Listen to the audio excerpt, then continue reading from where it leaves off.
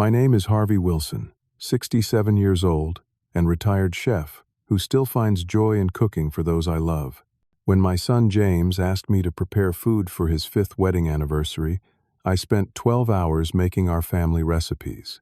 I arrived at his luxurious home, arms laden with containers of homemade dishes, only to freeze in the hallway when I heard James joke to his friends, "If no one eats Dad's old-fashioned cooking, we'll feed it to the dogs."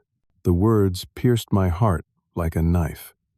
If you've ever felt the sting of family disrespect, hit that like button, subscribe to my channel, and comment where you're watching from. Let me know if you would have walked out like I did or handled it differently. Before I tell you what happened after that devastating moment, you need to understand a bit about my life and relationship with my son. For 40 years, I worked as a professional chef in Chicago. Nothing fancy or glamorous like those celebrity chefs you see on TV these days. I ran a family-style Italian restaurant called Nonna's Place, named after my grandmother who taught me everything I know about cooking. We served honest, hearty food that brought people together. I poured my soul into that restaurant, working 12 to 14 hours a day, 6 days a week. The restaurant was successful enough to put James through college without debt, but not enough to make us wealthy. I retired 2 years ago, when arthritis in my hands made the daily knife work too painful. The restaurant was sold to a young couple who promised to keep the spirit alive, though they changed the menu to something more contemporary. Retirement hit me harder than I expected. Suddenly, after decades of purpose and constant motion, I found myself adrift. My kitchen at home became my sanctuary, the one place where I still felt like myself. Cooking isn't just a profession for me. It's the language of love I inherited from my Italian grandmother, Sophia. Sunday afternoons in her tiny Chicago apartment, watching her transform simple ingredients into magic, remain some of my most precious childhood memories. She never used recipes, just the knowledge passed down through generations. "The hands remember what the mind forgets," she always said. I can still smell the basil and garlic that permanently infused her apron. My son James is 38 now, a marketing executive at a tech company. He was always a bright kid, curious and full of energy. I taught him to make pasta from scratch when he was just tall enough to reach the counter standing on a stool. His little hands would pat the flour into volcanoes before we added the eggs. Those memories seem so distant now. Things changed when James went to college. He studied business at Northwestern, surrounded by kids from wealthy families. That's where he met Sophia, his wife. Her father owns a chain of luxury car dealerships across the Midwest. The first time James brought her home to our modest 3-bedroom house in a working-class neighborhood, I noticed how his eyes followed hers as she took in our humble surroundings. He kept apologizing for things. "Sorry about the small bathroom. The TV is kind of old." Things that had never bothered him before. After they married, our worlds seemed to drift further apart. James moved into Sophia's world of country club memberships, charity galas, and European vacations. I was proud of his success, but sometimes felt like he was embarrassed by his roots. He would introduce me as my father, the chef with a quick subject change, never my father, who ran Nonna's Place on Taylor Street for 40 years. My wife Linda would have known how to bridge that growing gap. She was always the diplomat in our family, the one who could smooth over rough edges with grace and humor. We were married for 41 years before cancer took her 3 years ago. She used to say James was just finding his way and would come back to his roots eventually. Saplings bend with the wind, but a strong tree remembers where its roots are, she would tell me when I worried about the distance growing between us. After Linda passed, cooking became even more important to me. It was my connection to her memory, to our shared life. She was my taste tester for 4 decades, my harshest critic and biggest fan. I still find myself turning to tell her something when I'm in the kitchen, the words dying on my lips when I remember she's not there. There had been incidents before that hinted at James's changing attitude toward me. Last Christmas, he and Sophia hosted dinner at their house.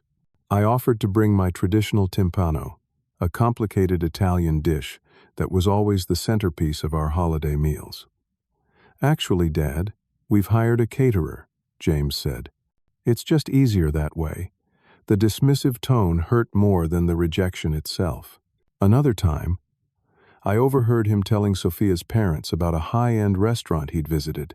"The chef trained in Paris," he said with reverence, as if that automatically made the food superior to anything I had ever created.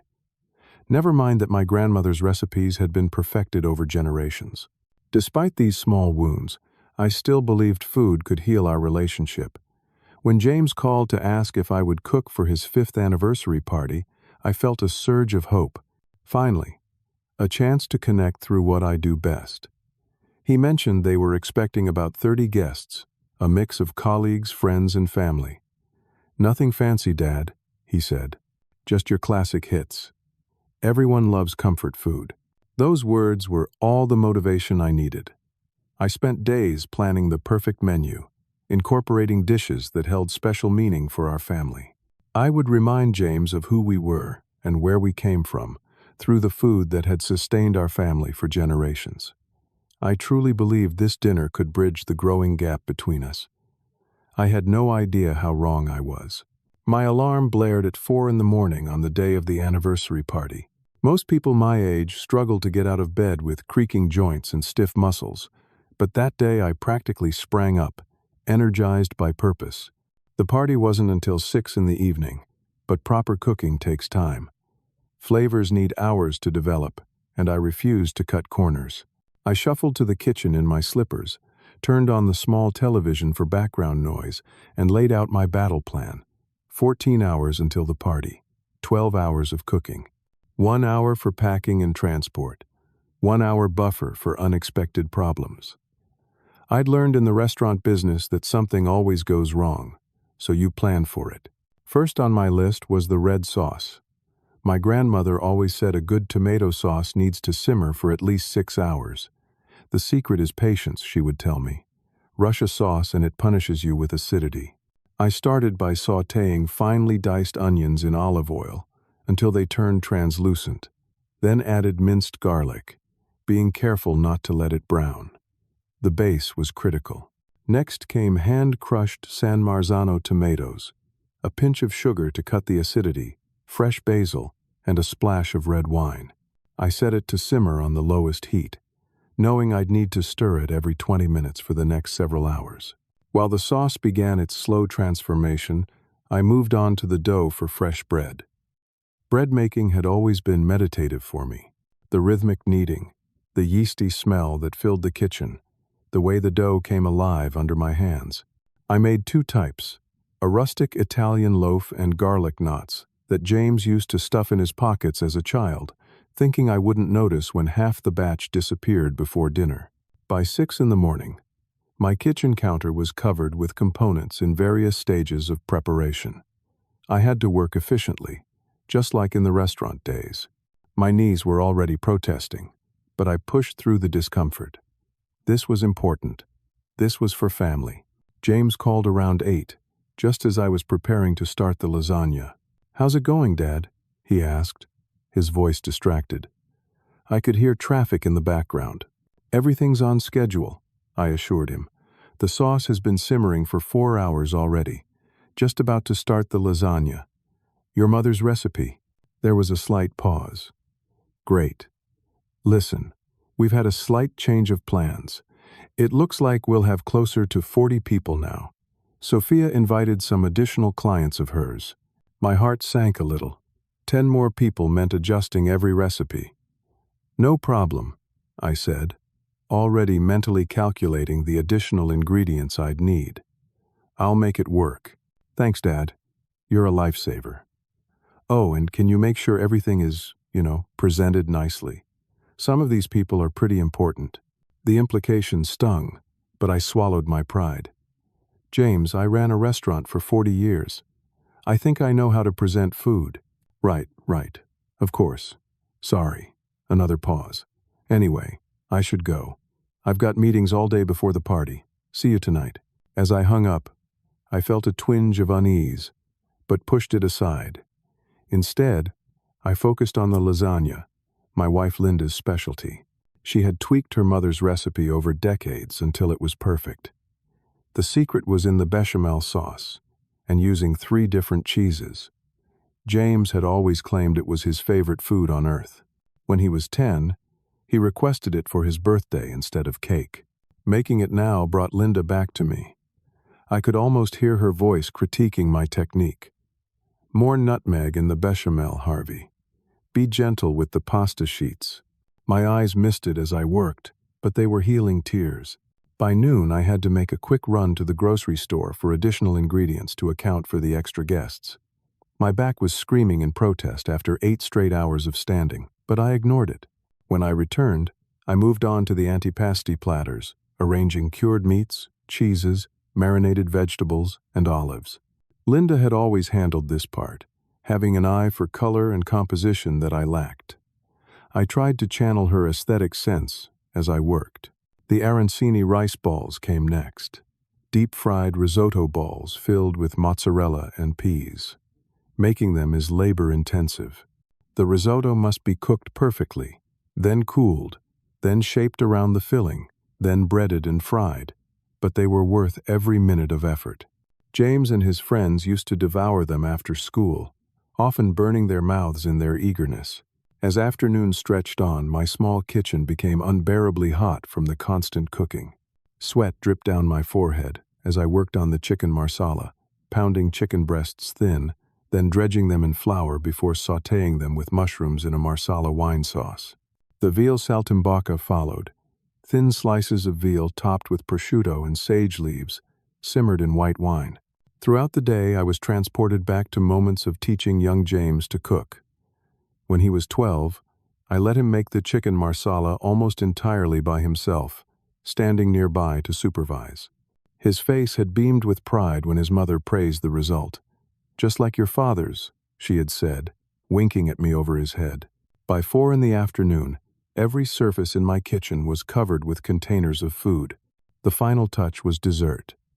Cannoli filled with sweetened ricotta and chocolate chips, and tiramisu that had been setting in the refrigerator all day. I had made everything from scratch, even the cannoli shells and ladyfingers.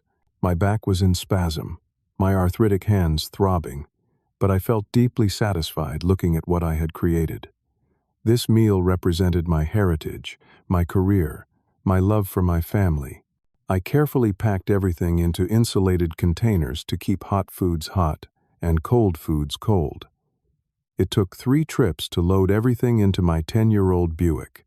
As I drove across town toward James's upscale neighborhood, I felt a mixture of exhaustion and anticipation. 12 hours of labor, decades of experience, and generations of family tradition were packed in the containers beside me. I truly believed this meal would remind James of his roots and bring us closer together. Instead, it was about to become one of the most painful experiences of my life. I pulled up to James and Sophia's house at exactly 5:30, giving myself enough time to set up before guests arrived. Their home sat in an exclusive subdivision outside Chicago, where all the houses looked impressively large but somewhat identical. 2-story colonial, with perfect landscaping and a 3-car garage. Nothing like the cozy, slightly chaotic home where James grew up. I sat in the car for a moment, gathering my energy for the final push. My body felt like I'd been hit by a truck after the marathon cooking session. But seeing James's face when he tasted his mother's lasagna would make it all worthwhile. The front door opened before I could ring the bell. A young woman, in what appeared to be a server's uniform, greeted me with a polite smile. "You must be Mr. Wilson. I'm Amanda, one of the servers for tonight. Let me help you with those." "Servers?" James hadn't mentioned hiring staff. I handed her the lightest container and explained, "This is just the first load. I have 2 more in the car." James appeared in the foyer, dressed in a tailored blue suit that probably cost more than 3 months of my mortgage payments. His hair was perfectly styled, not a strand out of place. "Dad, you made it," he said, giving me a quick one-armed hug. "Let me show you to the kitchen." He seemed distracted, checking his watch as he led me through their immaculate living room. Everything was staged like a furniture showroom. I remembered our old living room with its worn but comfortable sofa, the coffee table bearing rings from countless mugs, and walls covered with family photos in mismatched frames. The kitchen was a showcase of stainless steel and marble, clearly designed more for appearance than functionality. Two women in catering uniforms were arranging flowers and setting up a bar. "I thought you might need some help with serving and cleanup," James explained, noticing my confused expression. "Sophia arranged it." "That was thoughtful," I said, though I felt a slight twinge of disappointment. In the restaurant, I had always plated and presented my own food. It was part of the creative process. As I made trips back and forth to the car, I noticed more staff arriving. Bartenders, additional servers, even a valet parking attendant. This was becoming quite the production. I was arranging food in the kitchen when Sophia swept in, a vision in a silver cocktail dress and diamond earrings that caught the light. Her blonde hair was pulled back in an elegant updo. "Harvey," she said, air kissing somewhere near my cheek, "thank you so much for doing this. James says your cooking is quite homey." The slight hesitation before homey spoke volumes. "Where should I set up?" I asked, trying to stay positive. Sophia gestured vaguely toward a corner of their massive kitchen. "The caterers usually use that area. Just make sure everything looks, presentable." Caterers. As if that's all I was. I bit my tongue and continued unpacking. The smells of garlic, basil, and simmering tomato sauce began to fill the kitchen, a stark contrast to the sterile, unlived-in feel of the space. By 6:30, guests had begun to arrive. I could hear the growing murmur of conversation and classical music playing softly in the background. I remained in the kitchen, arranging antipasti on large platters, making sure the hot dishes stayed warm in their containers. None of the hired servers seemed to know what to do with my food, so I started giving instructions, falling naturally back into my role as head chef. James popped his head in occasionally, but never stayed long. He seemed tense, constantly checking that everything was perfect. During one brief visit, he glanced at my clothing with a small frown. I had worn my best outfit, pressed khaki pants, a button-down shirt, and a navy blazer that had seen better days. Next to the guests in their designer clothes, I probably looked shabby. "Everything okay in here, Dad?"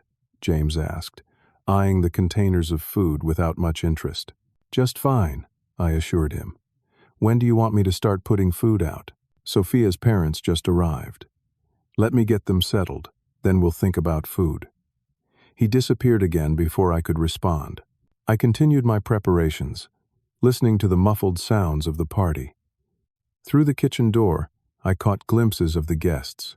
Men in expensive suits, women in cocktail dresses, all holding glasses of wine and engaging in what seemed like carefully measured conversation. No boisterous laughter or animated gestures like there would have been at our family gatherings.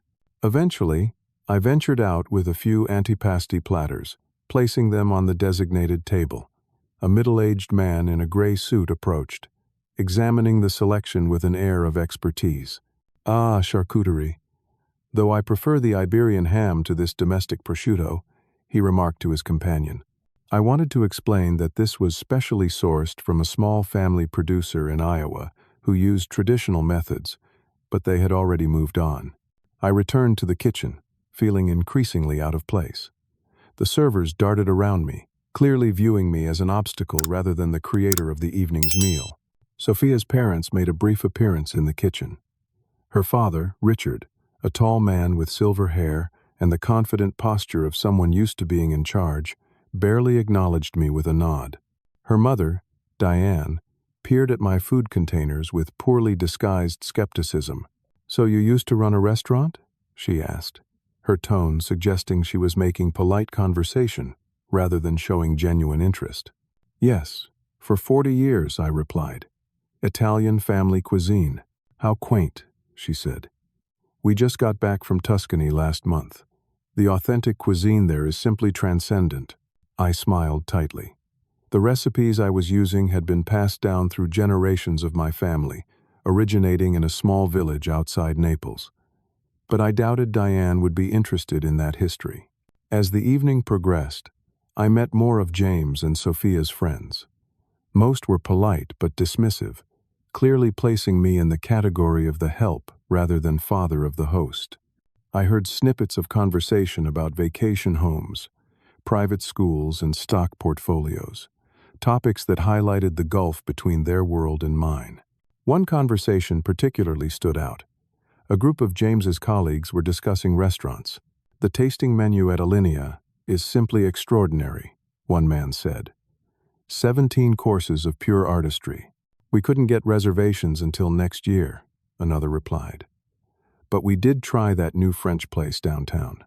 The chef trained under Ducasse." They spoke about food as status, as an experience to be collected and compared, not as sustenance, comfort, or connection. In that moment, I felt a deep sadness.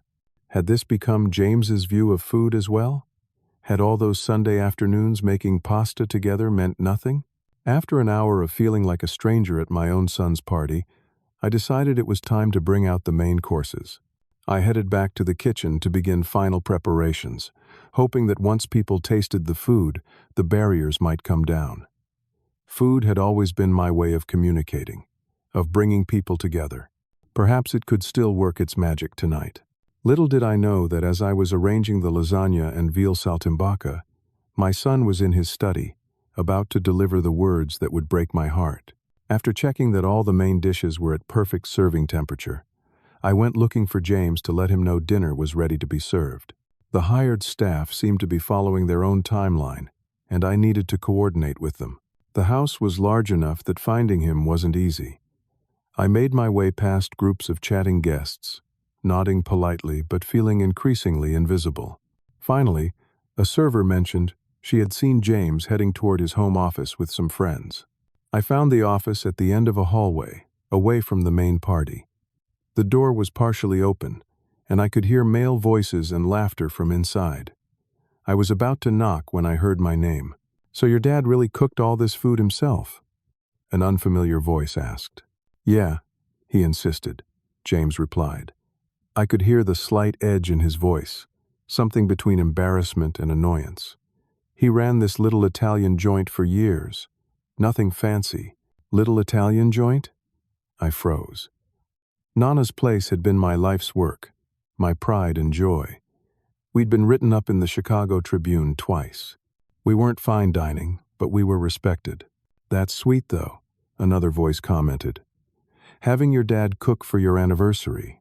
Sweet but potentially disastrous," James said with a laugh that made my stomach tighten. "Dad's cooking is stuck in the 80s. All heavy cream sauces and carbs. Sophia's clients are mostly into clean eating and modern cuisine." The casual dismissal of my food tradition felt like a slap. But what came next was the real blow. "So what happens if no one eats it?" someone asked. There was a pause, and I could almost picture James's shrug before he responded. "If it bombs, we'll feed it to the dogs. I already warned Sophia we might need to order backup from that gourmet delivery place." Laughter followed. My son's laughter, loudest of all. Honestly, Sophia's voice now. I tried to talk him out of having his father cook, but James felt bad for him. He's been kind of lost since retirement. "Plus," James added, "it saved us the catering bill. Though we did have to hire extra staff to make his food look presentable." More laughter. I stood frozen outside that door, unable to move. The containers I was holding suddenly felt impossibly heavy. 12 hours of cooking, 40 years of professional experience, a lifetime of loving food and sharing it with others, all reduced to a joke, all dismissed as outdated, embarrassing, worthy only of being fed to dogs. In that moment, a flood of memories washed over me. James, at 8 years old, standing on a stool in the restaurant kitchen, solemnly helping me roll meatballs, his small hands mimicking my technique with intense concentration.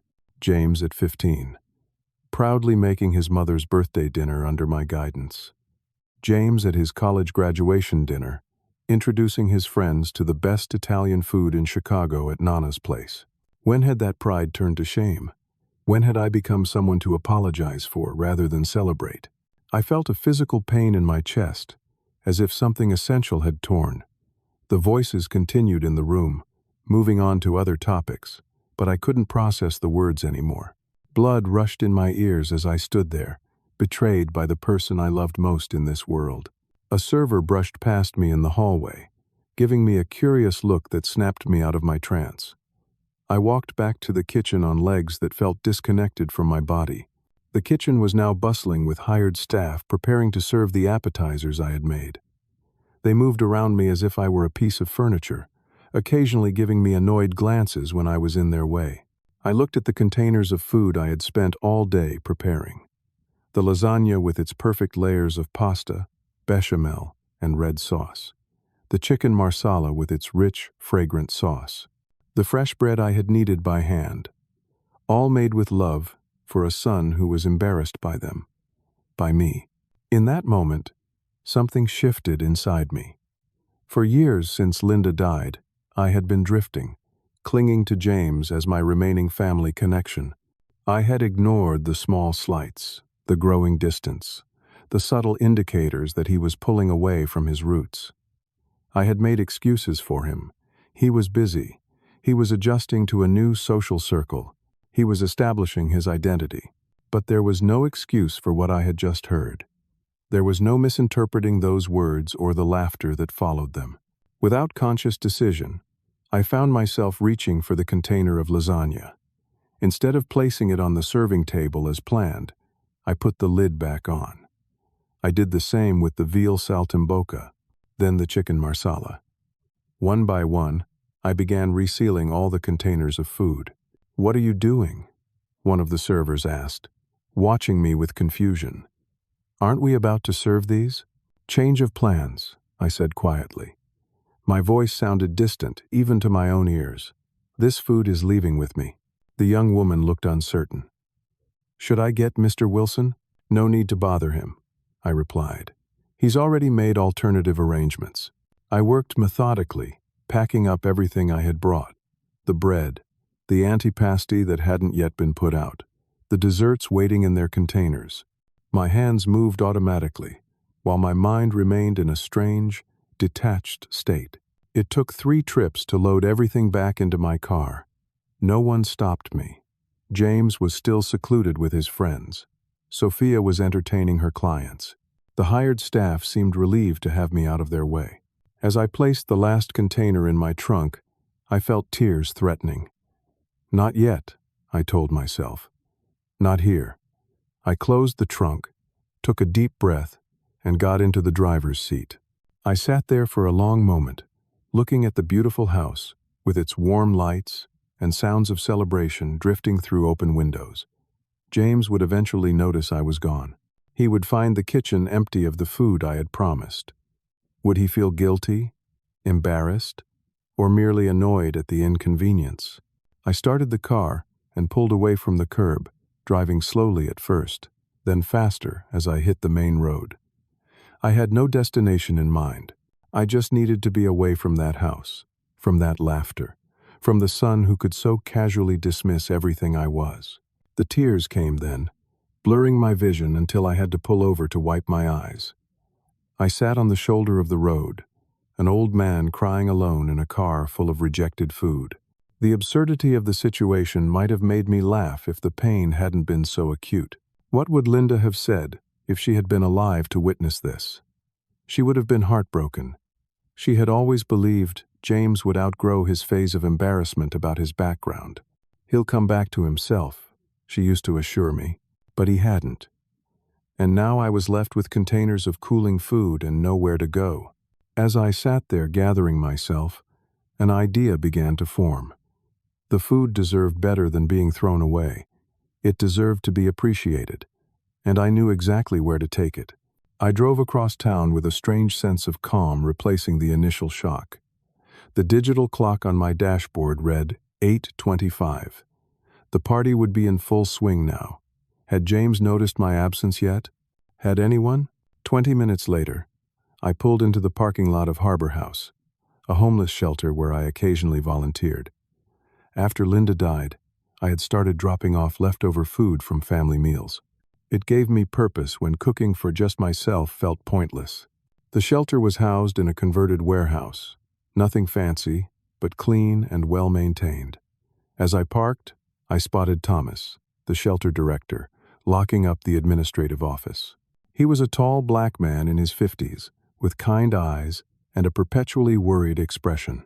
Running a shelter on limited funding kept him constantly concerned about making ends meet. "Harvey?" he called out, recognizing me as I got out of the car. "This is unexpected. Everything okay?" I opened my trunk, revealing containers stacked nearly to the roof. "I have enough Italian food here to feed about 40 people. Any chance you could use it?" Thomas's eyes widened. "Are you serious? Our evening meal service just finished, but we've got at least 30 residents who would appreciate a late dinner upgrade from the sandwiches we served." "It's all fresh made today," I said. "Restaurant quality." "What happened?" "I thought you were cooking for your son's anniversary party tonight." The question made my throat tighten. "Change of plans," I managed. "The food should go to people who will appreciate it." Thomas gave me a long look but didn't press. He had worked with enough people in difficult situations to know when not to push. "Let me call in some volunteers to help serve." "This is a godsend, Harvey. We're always short on weekend meals." We began unloading containers, carrying them into the shelter's modest kitchen. As we worked, I explained each dish to Thomas and Marion, the elderly volunteer who managed the kitchen most evenings. "This lasagna needs to be kept warm at 300 degrees, I instructed. "The tiramisu should stay refrigerated until serving. The bread can be rewarmed for just 5 minutes. The methodical explanation of food handling helped ground me, gave me something to focus on besides the hollow feeling in my chest.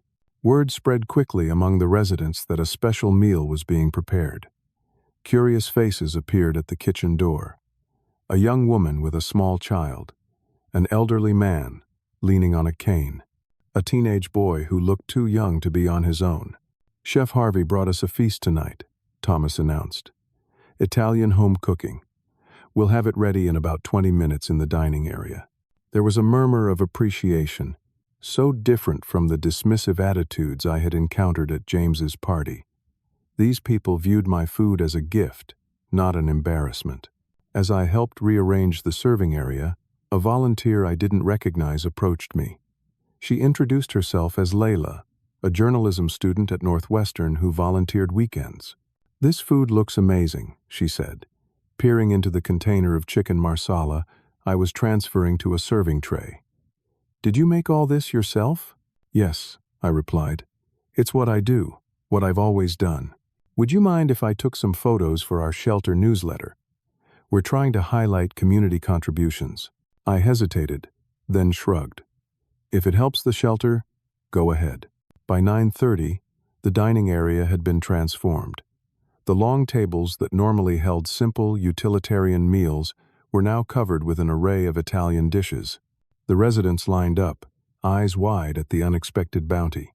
I stood behind the serving table alongside other volunteers, dishing out portions and explaining the food to curious residents.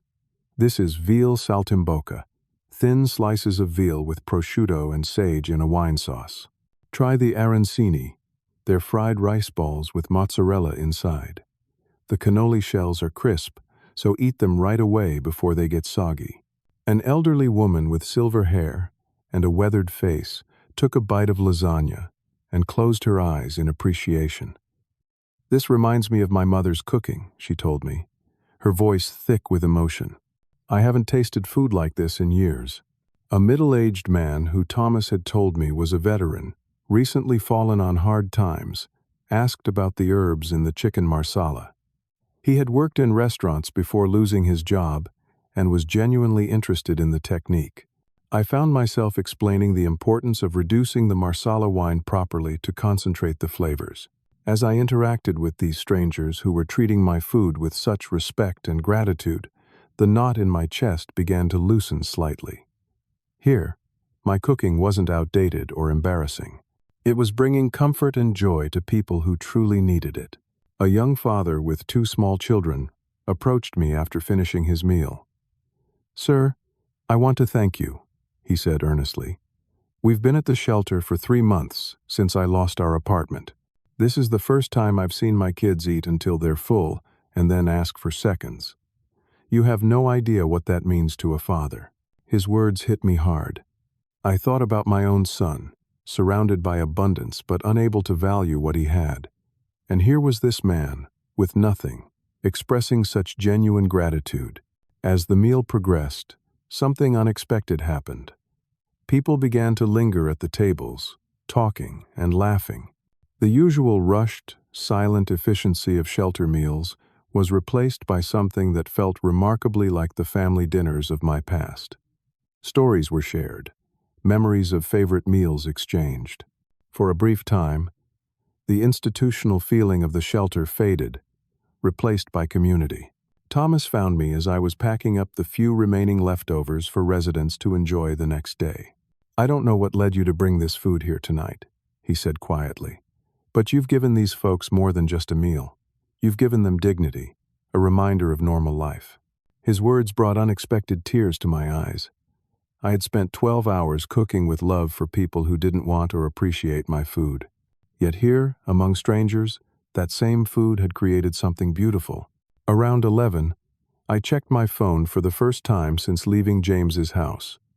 8 missed calls, 5 voicemails, 12 text messages, all from James. The first voicemail, time-stamped 9:15. "Dad, where are you? The guests are asking about dinner." His tone was annoyed, impatient. The second, 9:45. "Dad, seriously, this isn't funny. Where did you go? Where's the food?" By the third voicemail, alarm had replaced irritation. "Dad, please call me back. I'm worried. No one has heard from you."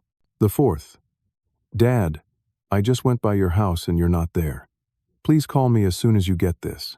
The fifth, time-stamped 11:10, just minutes ago. "Dad, I'm sorry. Whatever I did, I'm sorry. Just let me know you're okay." I slipped the phone back into my pocket without responding. For the first time in years, perhaps decades, I wasn't rushing to ease my son's distress. His worry, his inconvenience, his embarrassment in front of his guests were not my priority right now. As I helped clean up the kitchen, Layla approached me again. "Thank you for letting me take photos. This was such a special night for everyone. Would it be okay if I wrote a small piece about this for my journalism class?" Anonymous, of course, respecting everyone's privacy. I shrugged. "If you think anyone would be interested, a professional chef bringing a gourmet Italian feast to Harbor House? Trust me, it's a good story. People need to hear about good things happening." I drove home around midnight, physically exhausted but somehow lighter than I had felt in months. The pain of James's words was still there, a bruise on my heart that would take time to heal. But it was accompanied now by something else, a quiet certainty that I had made the right choice. My food had found its way to people who valued it. And in doing so, perhaps I had begun to reclaim my own value as well. As I entered my empty house, I realized I had reached a turning point. For too long, I had allowed my son's perception to define my worth. Tonight, I had taken a stand, not with angry words or confrontation, but with a simple act of self-respect. I had walked away from disrespect and toward appreciation. I fell asleep almost instantly, without checking my phone again. Tomorrow would be soon enough to deal with the fallout. Tonight, I would rest knowing that dozens of people had gone to bed with full stomachs and the knowledge that someone cared enough to cook for them with love. What I didn't know as I drifted off was that Layla's small piece was about to change everything in ways I couldn't imagine. I woke the next morning to insistent knocking on my front door. Disoriented, I checked the clock. 7:30 on Sunday morning. My body ached from yesterday's marathon cooking session and the emotional turmoil that followed. The knocking continued. I pulled on my robe and shuffled to the door, expecting to find James. Instead, Thomas from the shelter stood on my porch, looking apologetic. "Sorry to wake you, Harvey," he said, "but I thought you should see this before someone else showed you." He handed me his phone, open to a social media page. At first, the image didn't register. Then I recognized myself serving food at the shelter last night. The headline above read, Retired chef's anniversary feast rejected by son becomes banquet for homeless. My stomach dropped. What is this? Layla's story. She posted it late last night, and it's gone viral. Over 20,000 shares already. I scanned the article, my heart pounding. Layla had included many details. The 12 hours of cooking, the anniversary party, overhearing my son's joke about feeding my food to dogs, my quiet exit with the food, and the impromptu feast at Harbor House. She had changed names, referring to me only as Chef H, but anyone who knew me would recognize the story. She promised this was for a class assignment, I said weakly. Thomas grimaced. It was, but apparently her professor told her it was too good not to publish. She's an intern at Chicago Daily News. Their online editor picked it up immediately. Does it name the shelter? Yes. We're already getting calls from people wanting to donate or volunteer. Thomas looked conflicted. I should be thanking you. This kind of publicity is worth thousands in donations. But I never expected. Neither had I. I invited Thomas in and made coffee while trying to process this development. My private family disappointment had become public fodder. As we sat at my kitchen table, my phone began ringing. James. I silenced it. Are you going to talk to him? Thomas asked. Eventually. Not yet. The article is sympathetic to you, Thomas offered. Comments are overwhelmingly supportive. That was small comfort. I had never wanted public vindication, just private respect. After Thomas left, I finally checked my messages. 23 missed calls from James. Texts ranging from concerned to frantic to angry. The most recent, sent 30 minutes ago. Is this story about you? Dad, the whole office is sending me links. Please call me. This is humiliating. Humiliating. The words struck me like a physical blow. My son was worried about humiliation now that his actions were exposed, not about how he had humiliated me. I turned off my phone and spent the day in quiet reflection. I pulled out photo albums, lingering over images of James as a child. His 5th birthday at the restaurant, wearing a little chef's hat, teaching him to drive in our old station wagon. His high school graduation. So many memories of the son I thought I knew. By evening, I could no longer avoid the situation. I turned my phone back on to a flood of notifications. Friends from the restaurant days. Former regular customers. Even my brother in Arizona, who rarely called. All had seen the story. And James.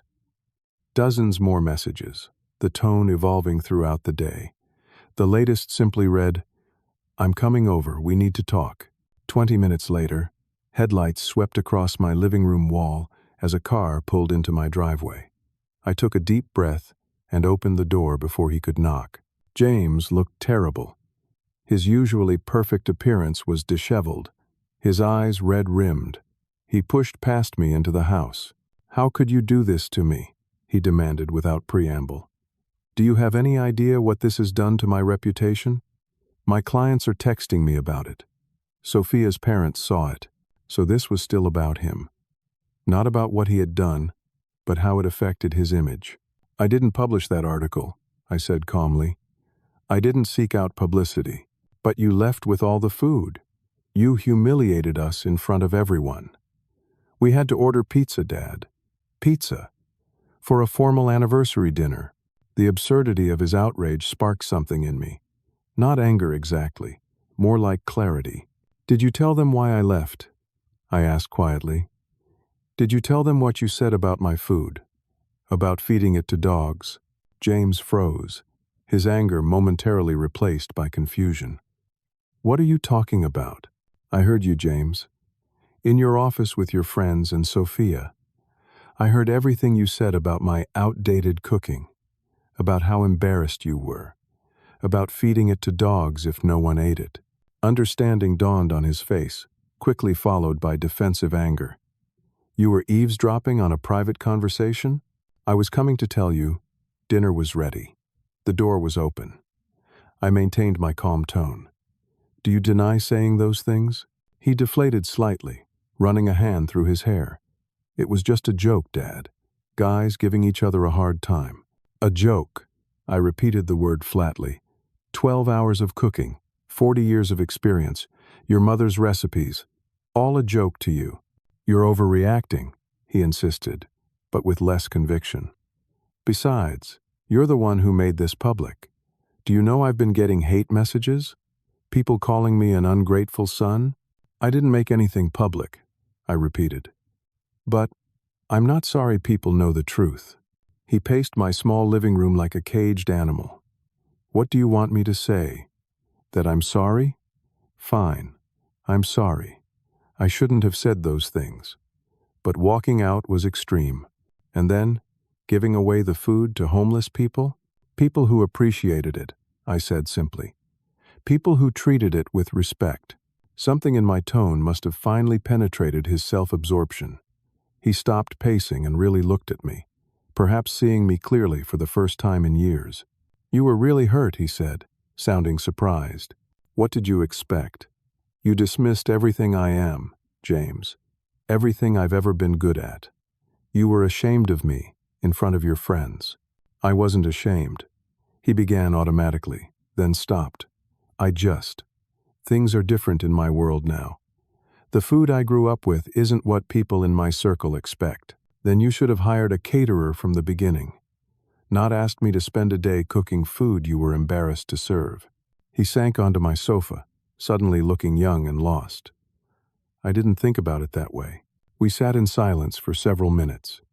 When he spoke again, his voice was quieter, the defensiveness gone. When did we start drifting so far apart? The simple question, honest for once, cracked something in me. I don't know. Maybe when you started seeing your background as something to overcome rather than something to be proud of.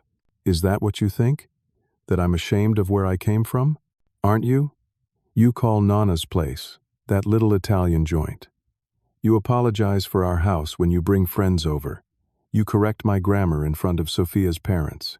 He winced at each example. I didn't realize how it looked to you. How else could it look, James? Another long silence followed. Outside, evening was settling in, shadows lengthening across my small backyard where James had once played as a child. The article, he finally said. It made me sound horrible. The article reported what happened. He nodded slowly. I guess I deserved it. A pause. Those people at the shelter, they really appreciated the food? I thought about the elderly woman who said it reminded her of her mother's cooking. The father whose children ate until they were full for the first time in months. Yes, they did. Mom would have liked that, he said softly. She always said food should be shared.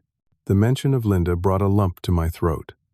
She would have been disappointed in both of us, I admitted. Me for walking out. You for what you said.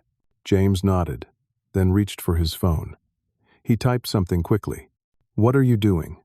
I asked. Making a donation to Harbor House. It's the least I can do. It was a small gesture, but it felt like the first step back toward the son I had raised. The one who understood that actions have consequences and that making amends matters. As James prepared to leave an hour later, our conversation having moved from recrimination to tentative reconciliation, he paused at the door. The article mentioned you cooked for 12 hours, he said. 12 hours, just for us. That's what cooking is, I told him. It's time and effort and love. It's not just food. He nodded, a flicker of the boy who once watched me with admiration passing across his face. I forgot that somewhere along the way, after he left, I checked my phone to find a text from Thomas. You might want to see tomorrow's print edition of Chicago Daily News. Layla's story made the front page of the lifestyle section, and we've received $15,000 in donations since this morning. I set the phone down, feeling oddly peaceful. The public exposure of our private family drama wasn't what I would have chosen, but maybe some good would come of it after all. For the shelter, certainly, and possibly for James and me as well.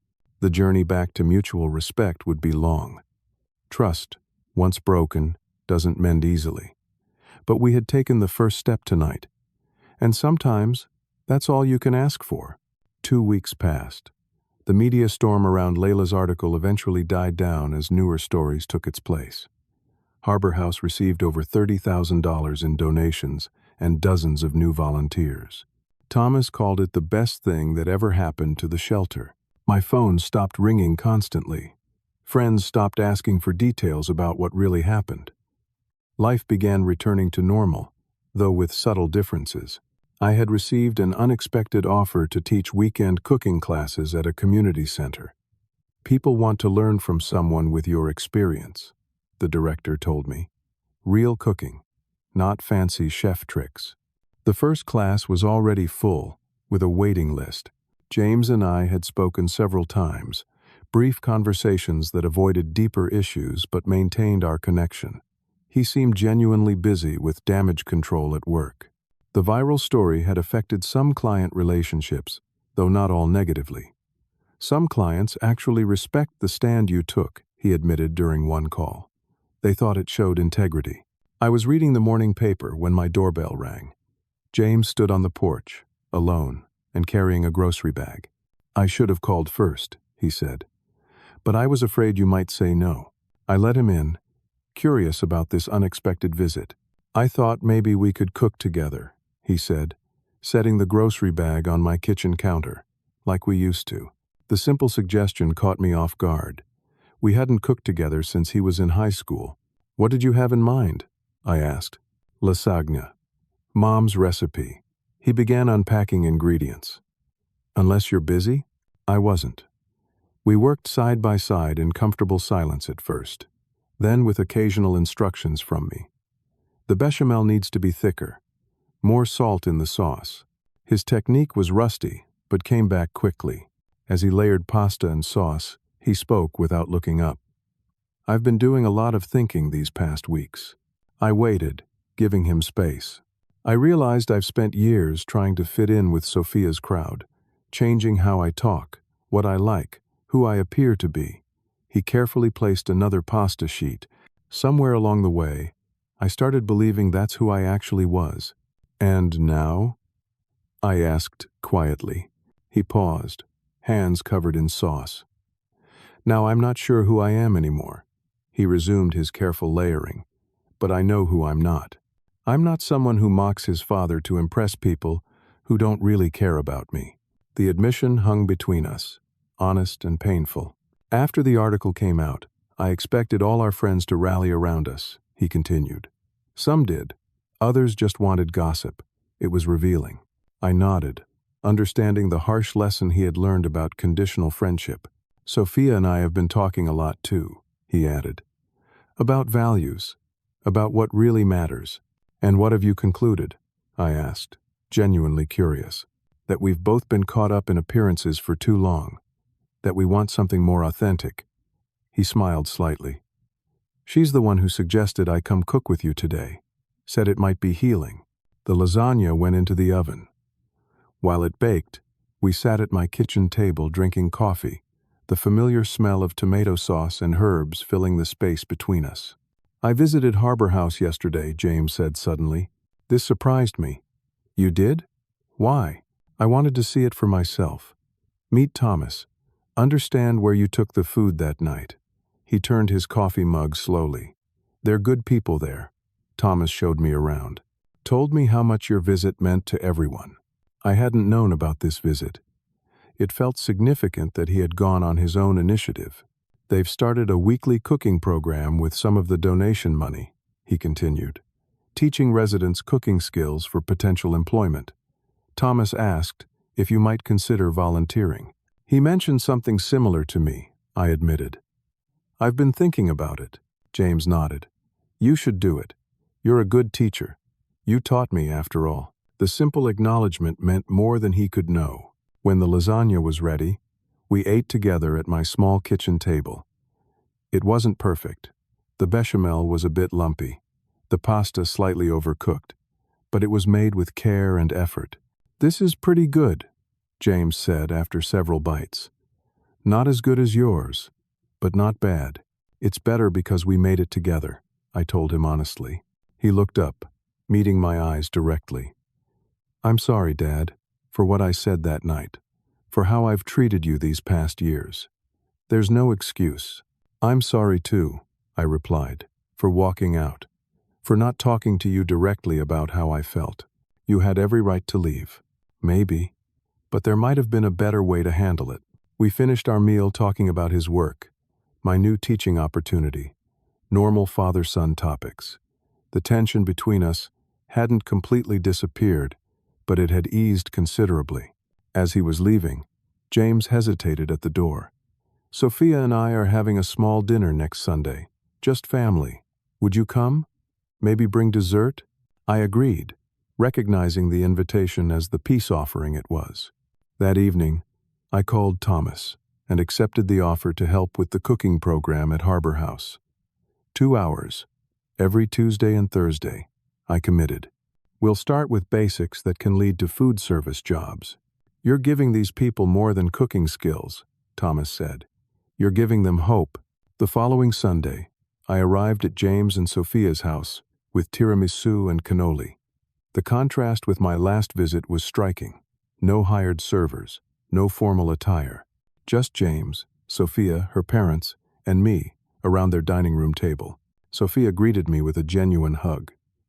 Thank you for coming, Harvey, and for giving us another chance. Richard and Diane were more subdued than I remembered, less certain of their social footing now that family dynamics had been publicly exposed. Dinner was takeout from a local Italian restaurant. Not gourmet, but good, honest food. No one pretended it was anything else. Conversation was careful at first, then gradually more relaxed. James and Sophia shared stories from their early dating days. I talked about the cooking classes I would be teaching. Diane surprised everyone by asking for my cannoli recipe. As I drove home that night, I reflected on the journey of the past month. The pain of that anniversary party night hadn't completely healed. Trust was still being rebuilt, one conversation at a time, but something fundamental had changed. For years after Linda died, I had defined myself primarily as James's father, overlooking his growing disrespect in my desperate need to maintain our connection. I had allowed my self-worth to be determined by his validation. The night I walked away with my food, I had reclaimed something essential. Not just my dignity, but my identity beyond being someone's father. I was a cook, a teacher, a community member. I had value that didn't depend on my son's approval. Ironically, setting that boundary had created space for our relationship to potentially become healthier. By refusing to accept disrespect, I had actually opened the door to genuine respect. The first session of my cooking class was scheduled for Saturday. 20 people had signed up to learn basics from a real old-school chef, as the flyer described me. At Harbor House, 5 residents were enrolled in the job skills program where I would be teaching commercial cooking techniques. For the first time since retirement, I felt purposeful again, not just through my connection to James, but through my connection to my craft and my community. Life rarely gives us neat, perfect resolutions. James and I would likely hit rough patches again as we navigated our new relationship boundaries. Old habits don't disappear overnight, but we had begun the work of creating something authentic between us, something based on mutual respect rather than obligation or pretense. The real gift of that painful night wasn't the viral story or the donations to Harbor House, though those were meaningful outcomes. The real gift was the mirror it held up to both of us, forcing us to see truths we had been avoiding. James, about his shame regarding his background. Me about my willingness to accept scraps of attention in place of genuine respect. Sometimes, the deepest wounds lead to the most important healing. Sometimes, walking away is the only way to create space for something better to emerge. As I pulled into my driveway that night, I felt a sense of peace I hadn't experienced since before Linda died. I was finding my way forward, not by clinging to the past or to idealized versions of relationships, but by standing firmly in my own worth. By cooking with love, teaching with patience, and requiring respect as the price of my presence. What I had once viewed as the most painful night of my recent life had become a turning point toward something unexpected and precious. Freedom to be fully myself, whether anyone else appreciated it or not. Has anyone in your family ever made you feel small or unappreciated for something you put your heart into? How did you handle it? I'd love to hear your stories in the comments below. And if this resonated with you, please like, subscribe, and share with someone who might need to be reminded of their own worth today. Remember, sometimes the greatest act of love is setting boundaries that teach others how to truly value you. Thank you for listening, and I hope you'll join me for more stories next week.